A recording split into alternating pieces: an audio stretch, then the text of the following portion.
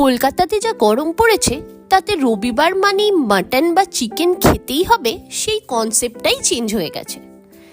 Sunday ভালো খাওয়া হয়নি তো কি হয়েছে, আজকে অফিস থেকে ফেরার সময় দোকানে রুটি আর তড়কা কিনতে গেছিলাম, গিয়ে দেখি সেখানে ভেজ পোলাও আর চিকেন কারি বানিয়েছে। তাই সানডের মাংস না খাওয়ার দুঃখ মেটাতে আজ সেটাই কিনে নিয়ে এলাম। পোলাওটা ঝরঝরে ছিল আর সাথে পনির, কাজু, কিশমিশ, কড়াইশুঁটি আর সুইট কর্ন দেওয়া ছিল। আলু দিয়ে চিকেন কারিটাও মন্দ ছিল না, একটু ঝালঝাল ছিল। পোলাও দিয়ে খেতে বেশ ভালোই লাগছিল, যদিও মাংসটা একটু শক্ত ছিল, আর একটু নরম হলে ভালো হতো। আমার আবার খাবারের সাথে একটু স্যালাড খেতে বেশ ভালোই লাগে। শশা ছিল না, তাই শুধু পেঁয়াজ দিয়েই আজকে কাজ চালাতে হলো।